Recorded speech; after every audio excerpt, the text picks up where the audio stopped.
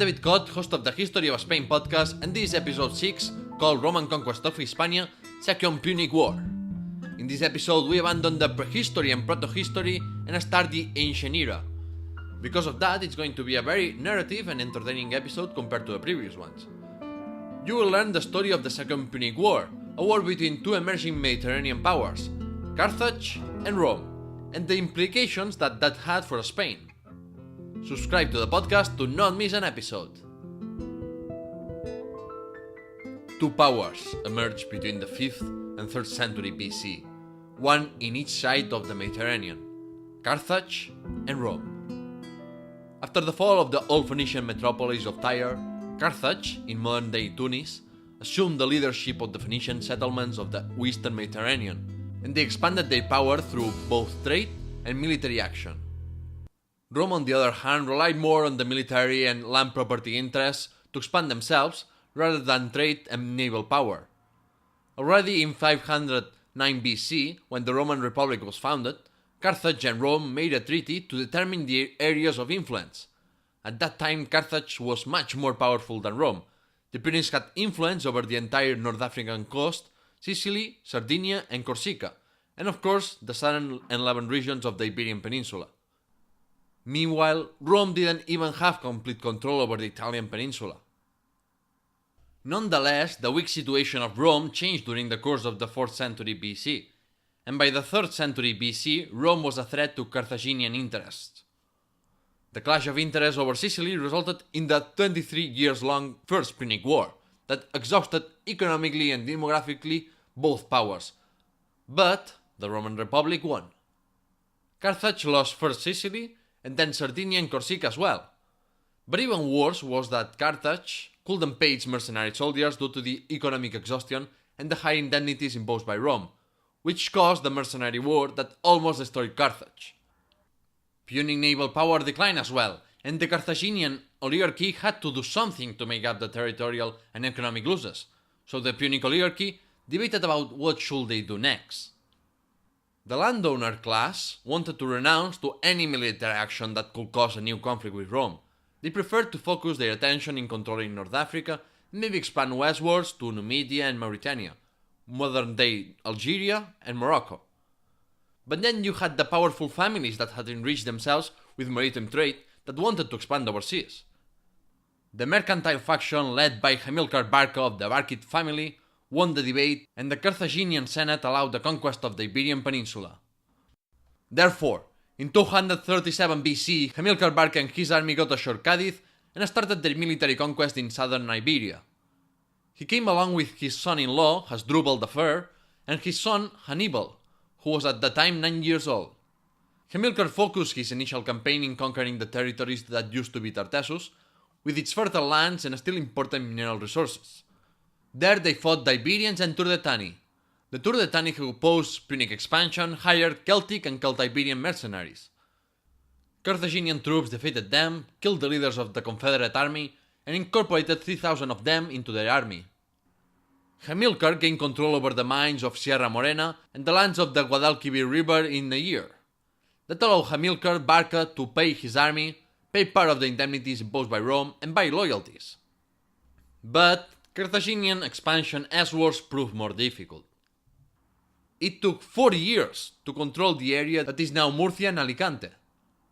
Rome already warned Carthage in 229 BC to not advance towards the Iberian Levant because the cities of Emporion and Sagunto asked for Roman aid.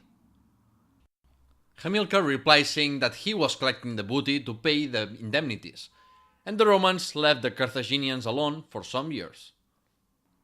Hamilcar moved his campaign to the northwest, in what's now northeastern Andalusia, where he fought the Oretani tribes led by Oresius. Oresius apparently offered him an alliance to later betray him, as he killed Hamilcar in battle in 228 BC. His son-in-law, Hasdrubal the Fair, succeeded him and founded the most important strategic base of the Carthaginians in Iberia, Carthago Nova, in the region of Murcia. Hasdrubal preferred diplomacy rather than war, so he arranged pacts and marriages with the native elites to pacify the conquered territories.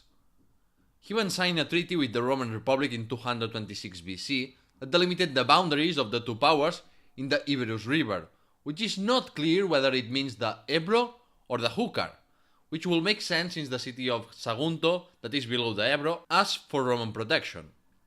In any case, Hasdrubal was killed in 221 BC by a former slave of Celtic king Tagus, who avenged his dead master. Yeah, a truly moving story of loyalty. Before I continue the narrative, let me talk a bit about how the Carthaginians managed the occupied territories to fuel the war machine. The conquered regions were forced to give soldiers, hostages, and slaves to the Carthaginians. Punic advanced techniques were implemented in agriculture and mining to increase production. They also developed the shipbuilding, salting, and mining industries in Cádiz and Carthago Nova. Their way to govern the conquered lands is clear. They brought their technologies with them to improve the efficiency of production and either enslave the local populations or arrange pacts with the local elites. At the age of 25, Hannibal Barca became the supreme commander of the Carthaginian army, an army made up of professional North African, Balearic, and Iberian and Celtic soldiers. Really makes you think that Greek commanders like Alexander or Hannibal accomplished many things while being young, while most of us haven't done shit at that age. But anyway, he started his campaign by marching north, where he fought and defeated the Celts and Celtiberians of the Meseta. In the winter of 220 BC, Hannibal was planning something no one was expecting. He planned with his brothers the invasion of Italy, to revenge the Carthaginian defeat of the First Punic War. The Second Punic War started in 218 BC, because Hannibal attacked the city of Sagunto that was somehow under the protection of Rome. The causes of the attack and the justification for the war have been a matter of controversy for centuries. The citizens of Sagunto weren't saints. They raided territories that were under Punic control, so it's understandable that the Carthaginians could be pissed off. The Romans declared war claiming that Carthage had violated the Ebro Treaty signed a few years before, but it's not clear if Sagunto was included in the treaty. In any case, the siege of Sagunto lasted 8 months, and the Carthaginian troops sacked the city.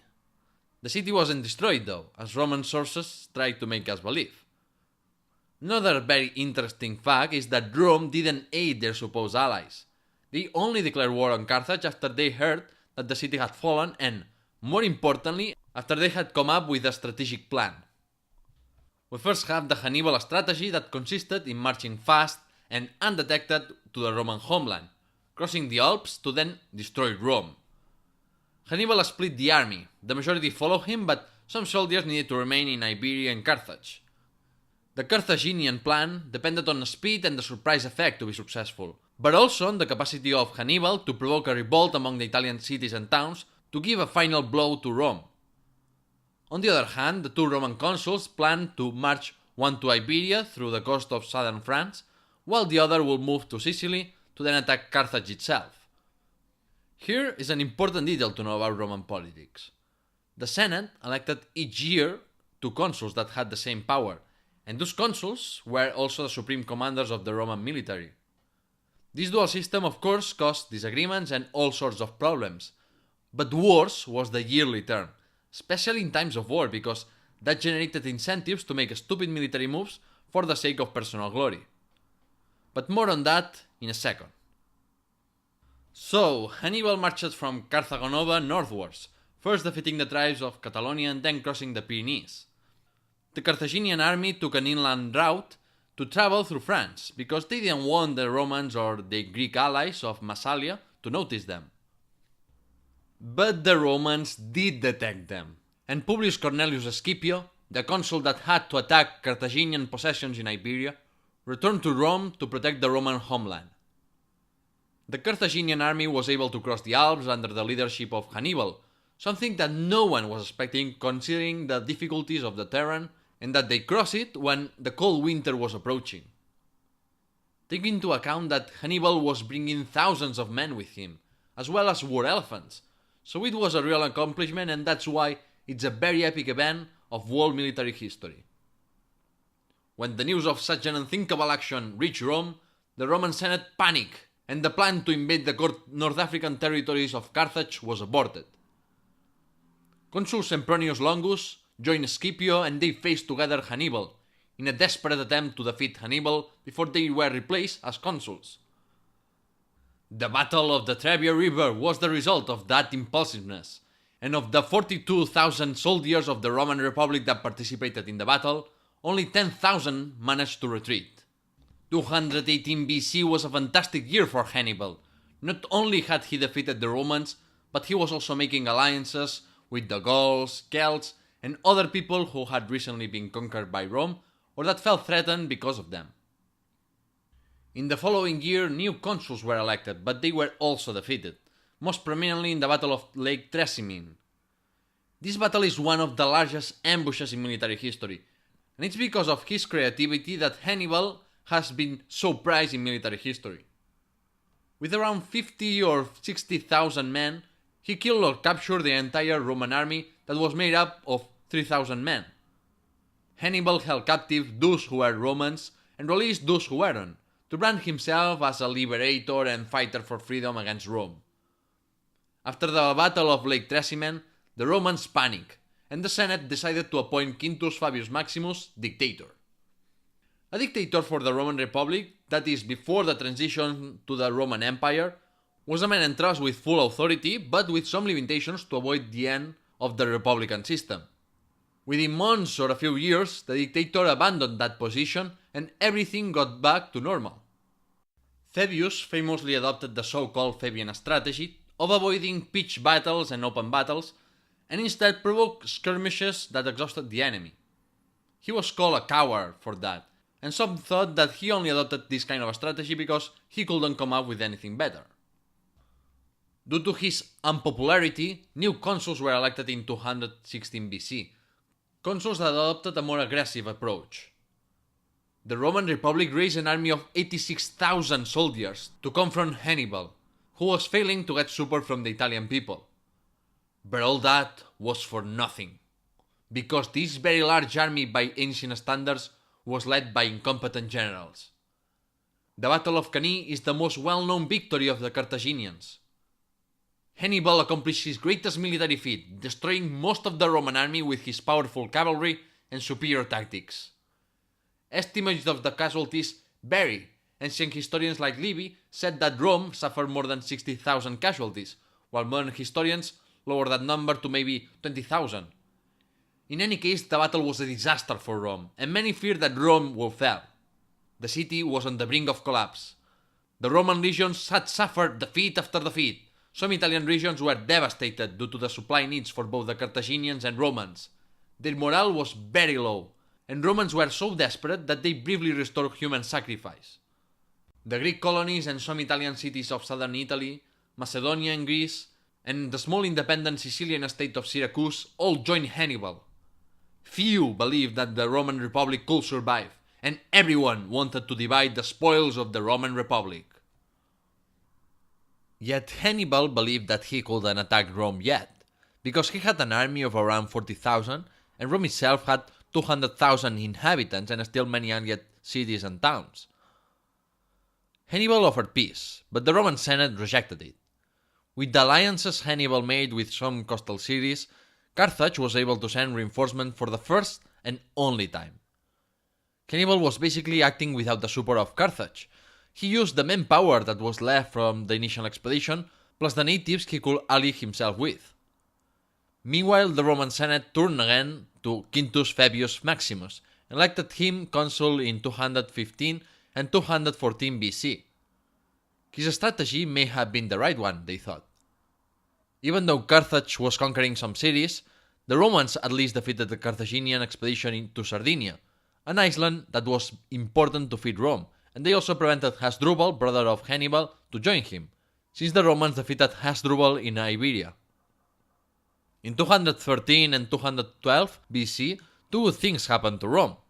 They allied with Syphax, a king of Numidia, and they laid siege and captured Syracuse in Sicily. The Carthaginians were losing the initiative and the momentum they used to have. There were hopes for Rome. Oh, but wait, because now there is an unexpected and dramatic turn of events. Hannibal captures the largest Greek city in Italy, Tarentum. Furthermore, the Romans are being defeated in their homeland and the Roman legions located in Iberia are struggling to maintain their position in Catalonia. Now, to continue with what was happening in Spain, the old Scipios captured Sagunto and they were able to hire 20,000 Celtiberian warriors. They launched a major offensive in 211 BC, and Hasdrubal and Mago, brothers of Hannibal that lead the Carthaginians in Iberia, had to not only keep their position, but to try to decisively defeat the Romans in the peninsula. Remember that Carthage wasn't sending any reinforcement to Hannibal in Italy, so to have the chance of destroying Rome, Hannibal needed the armies of his brothers. The Barca brothers actually managed to crush the Roman army in Hispania and to kill the old Scipios in the Battle of the Upper Baetis. For the time being, the remaining Roman army had to go back to its initial position in Catalonia. Who was going to lead them now? Although they were stabilized and reinforced by a general named Gaius Claudius Nero, it was the young son of Publius Scipio, the one who replaced him. He would be known as Scipio Africanus, but he hadn't earned that nickname yet. Scipio Africanus wanted to avenge his father, keep his legacy alive, and save the Roman Republic. He raised a 31,000 strong army, marched south, and captured the base of the Carthaginian operations in Iberia, Carthagonova. He slaughtered its inhabitants, its riches were sacked, and the Spanish hostages were liberated to gain more allies. Moving to Italy, the Romans were successful in securing their control over Sicily, and in the Italian mainland the war was essentially in a stalemate. Meanwhile, remember that Macedonia also declared war on Rome, and the Roman Republic relied on their Greek allies to fight for them. As in Spain, the Macedonians couldn't break through, and that prevented them from aiding Hannibal in Italy. It was clear that the Romans had their composure back, while the Carthaginians were making little progress. Hasdrubal was defeated by Scipio, but he was able to cross the Pyrenees and march towards Italy to reinforce the army of his brother and decisively crush Rome. I briefly mentioned Gaius Claudius Nero earlier, but it's in Italy where he critically participated. This consul prevented the existence of a combined Hannibal and Hasdrubal army that would have been almost impossible to defeat. He tricked the masters of tricks, and while the lion was distracted, Claudius Nero joined forces with another Roman general and defeated and killed Hasdrubal Barca. The Battle of the Metaurus was a turning point of the Second Punic War, as Hasdrubal was killed and Hannibal was forced to retreat to the southern Italian region of Calabria. With Hannibal in a weak position in Italy, the Romans decided to leave him alone, avoid a costly frontal battle, and focus on the other major theater of the war, the Iberian Peninsula. The young and smart Scipio had been forging alliances and hiring native warriors for some time, and the time for a critical action in Spain had arrived. The Iberians, Celts, and Celtiberian tribes were massively defecting the Carthaginian side, and the only territories the Punics still controlled were the lands of the south. They were soon to even lose those territories as well. Scipio had a combined Italian-Spanish army of around 50,000 men when he faced and defeated an equally large Carthaginian army led by Hannibal's brother Mago. The defeat in the Battle of Ilipa of 206 BC was catastrophic for Carthage, and it was the decisive battle that sealed the outcome of the war. Even the old Phoenician colony of Cadiz revolted against Carthage at this point. Scipio had to face an Iberian revolt led by Indibilis and Mandonius, but they were quickly put down. The Iberians had to accept their new rulers, because nothing would be like it had been before the Second Punic War started. Mago Barca attempted to recapture Carthagonova, but he failed. Scipio didn't wait to pay a visit to the Numidian kings, Syphax and Massinissa. Syphax used to be an ally of Rome, but switched sides. But Massinissa did the reverse, giving Rome the Numidian cavalry that was so highly regarded. But what was next? Should Rome sign a treaty in favorable conditions? Should they focus on annihilating the remaining forces of Hannibal in Italy? Or should they attack Carthage itself in North Africa? The Roman Senate had disagreements, in part because Scipio was elected consul at the age of 31 in 205 BC, and many senators, including Quintus Fabius, were envious and questioned the ambitions of Scipio. He was already very popular because he secured the former Carthaginian possessions of Hispania for Rome. But what if he campaigned in Africa and destroyed Carthage? The glory of such an action will make him extremely powerful. Therefore, the Senate decided to not give him more troops than the ones stationed in Sicily. But due to his popularity, Scipio was able to hire more men and ships than the ones Rome gave him. Scipio got away with his desired African campaign. He landed near Carthage, put the city of Utica under siege, and set on fire the camp of the Carthaginians and Numidians of Syphax, slaughtering most of the Carthaginian army with a not very honorable but effective move.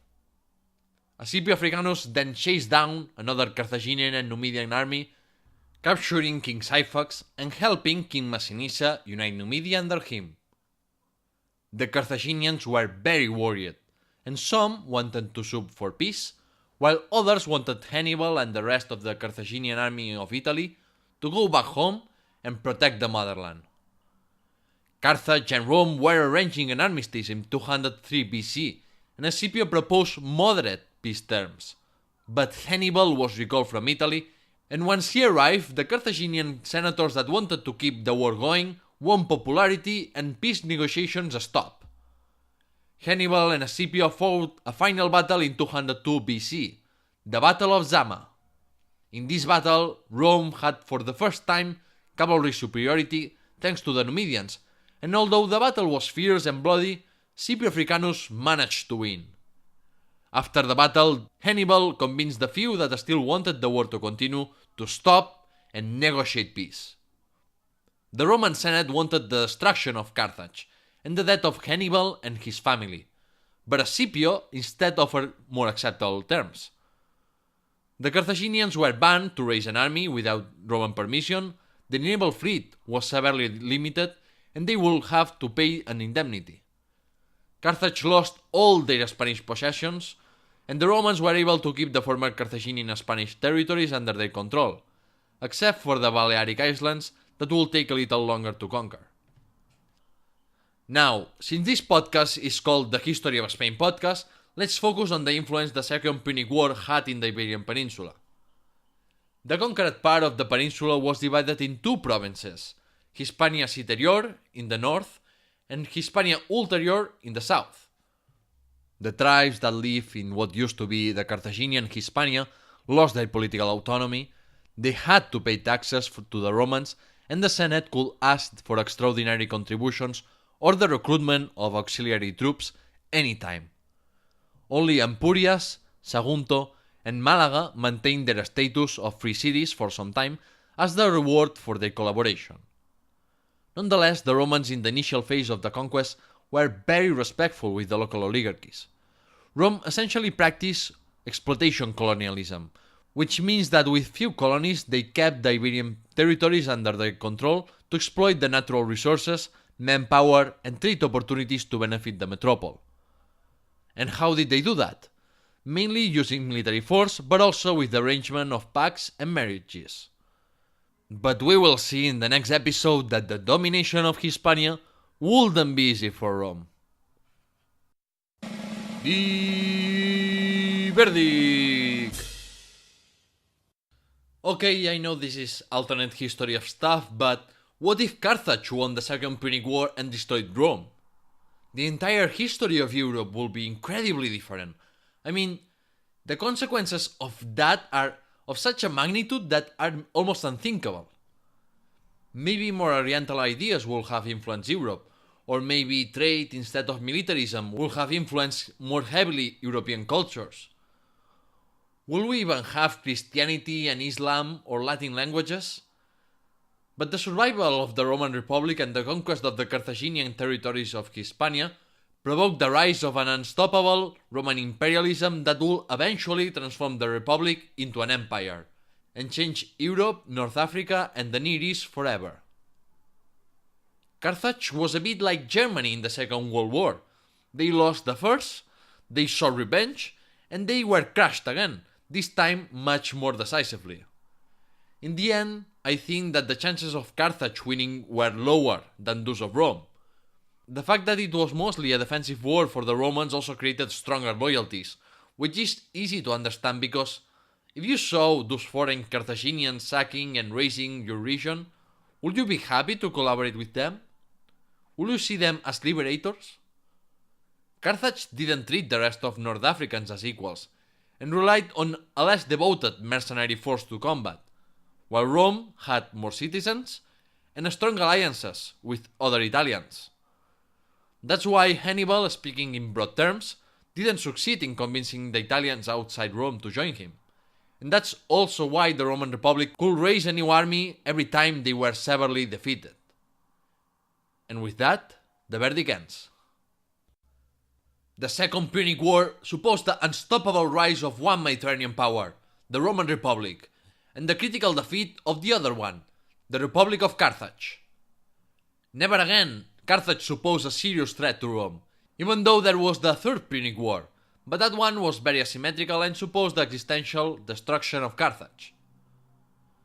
Anyway, Rome consolidated its presence not only in Italy, but expanded or critically gained influence in Hispania, Africa, and Greece.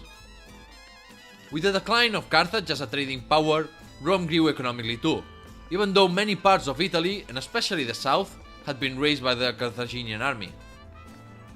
That also brought social changes like the rise of the equites, social class that, unlike patricians, could participate in trade. More and more poor common people and slaves moved to Rome, which increased social tensions, and Greek culture started influencing substantially Roman culture. Only time showed how relevant was the Second Punic War and how important would be Rome for Spain. To end this episode, let me remind you that the podcast has a website, thehistoryofspain.com, where you can find the scripts of the episodes and a list of books about the history of Spain available on Amazon. Please subscribe to the podcast on Apple Podcasts, Spotify, YouTube and more.